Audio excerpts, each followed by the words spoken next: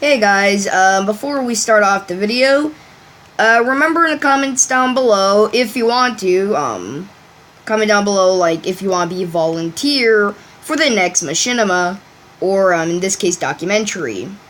Once then, I'll try and see if I can find a role, if any of you guys want to join in. In the meantime, though, on to the documentary, and be sure to like, comment, and subscribe. Hello, and shh, be quiet. As today, we witness a rare event. A Hudson going out to bomb some targets. Hudsons themselves are usually children, usually being around 5 years old. In plain years, that translates to 10. This Hudson is going out to prove itself that it can be a bomber. The Hudson was discovered by Henry Hudson in a field. Sadly, it was bruised and there was nothing he could do to help it. All he could do was make its last moments memorable.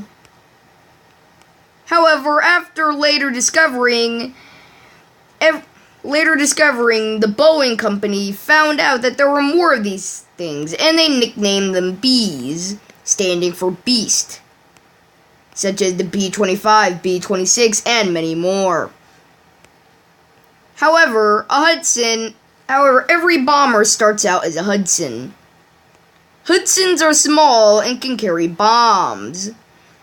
Usually with the bomber, what would take months or even years for a Dauntless to reload its bombs takes a general bomber usually around just months or even weeks.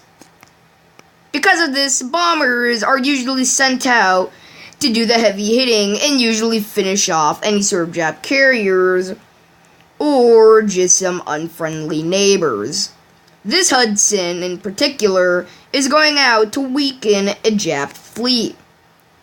The planes themselves don't expect the Hudson to destroy the entire fleet, only for the plane to prove itself that it is a bomber. Bombers, unlike dive bombers, are actually triple-minded. Triple-minded meaning that there's, of course, the regular default driver and then the gunner, but the third mind controls the bombs. This third mind is crucial to the operation of bombing in general, and is usually the one that keeps everything in control. Because of the third brain, the bomber can accurately drop its bombs. Now, usually for a bomber, it is very accurate with bombs. Not only that, but it is very, very fuel efficient. And since it is an Army airplane, Army airplanes have keen eyesight.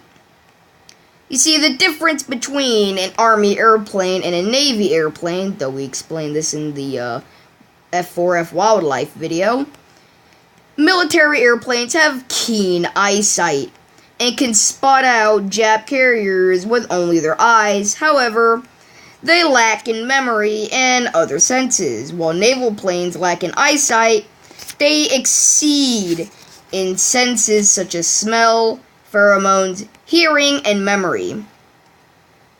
This Hudson in particular can see very well, as shown by the cockpit view in here. We managed to stick a little tiny camera inside of the brain of the Hudson. This will not harm the Hudson whatsoever. However, it will allow us to get a glance at how it looks inside of the cockpit. We also stuck one in the third brain and the second brain. Now we go over to the gun. It takes a Hudson, in particular, around a month to fully reload all of its ammunition. Usually, it only has one .30 caliber turret. Kind of like with the Dauntless, the only difference is the fact that it can rotate in a full 360-degree view. However, also like the Dauntless, this cannot shoot under.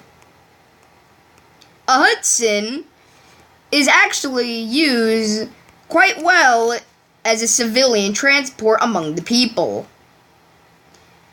However, these beasts don't have to be tamed. Only a little bit of genetic dealing. Genetic dealing is like making, well, a deal. You'll help the plane in some way, and the plane will help you. In this case, Hudson, all they really need is, well, fuel. If they can get this fuel, then they'll transport people. Because of this genetic sharing, this allows people to safely use planes without having to tame them in other methods. Because of this, Hudsons are generally used as a civilian transport. Hudsons themselves are surprisingly hollow.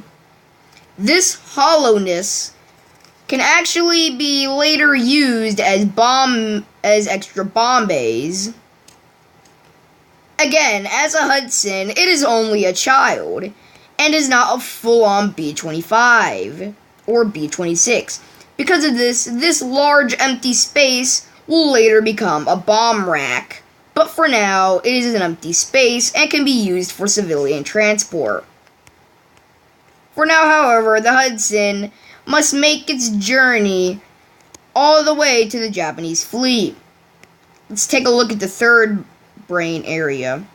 The third brain has a special eye. This special eye is what allows it to have pinpoint accuracy with the bombs.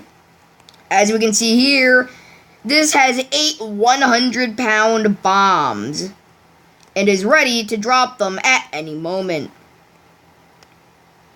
However, the Hudson must now still trek this long journey. As a bomber, a Hudson's life can get pretty boring. What's this? The fleet has been spotted. Other than spotting fleets and bombing them, a life of a Hudson or any bomber is, well, not too exciting. Usually doing long patrols and scouting out and bombing Jap carriers. Usually, though, Hudsons are a main bomber scout. In fact, it is one of the only scouts that is an actual bomber. Most other scouts, such as naval plane scouts, usually consist of dauntlesses or other small, fast airplanes that can collect intel very easily. However, the fleet has been spotted, and now the third brain takes over. The third brain, once it finds its target, completely takes control of the entire Hudson. All of the other brains go into a deep sleep mode. Because of this allows the third brain to have complete control and have even more pinpoint accuracy. The only thing it can't control is the gunner, which is the second brain's duty. However, the Hudson lines up. It drops the bombs. A few may miss. However, as long as at least one of them hits, it is good in the Hudson's book. It has 4 more bombs left and will make another run. However, the first brain is back in track and now lining up. The Hudson appears to have one lucky hit off the carrier, and it looks like it hit it in its central brain area. If a carrier's brain is hit, it can no longer move. I mean, it can move, but the brain won't be able to tell the rest of the body to move. Because of this, the carrier is pretty much useless and will slowly die. This, sadly, can happen to a lot of carriers if one lucky bomb hits. The Hudson now prepares to turn around and make another strike. This time going after the other carrier, since the first one pretty much is already KO'd.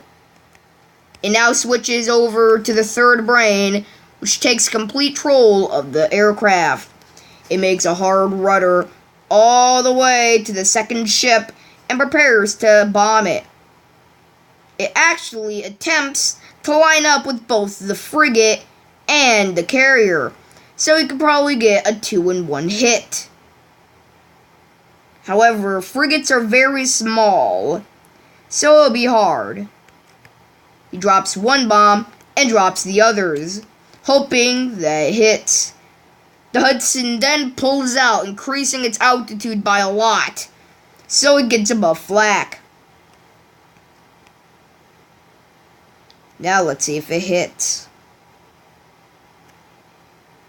Sadly, though the bombs hit, they didn't do enough damage, but it did cripple the battleship and the carrier.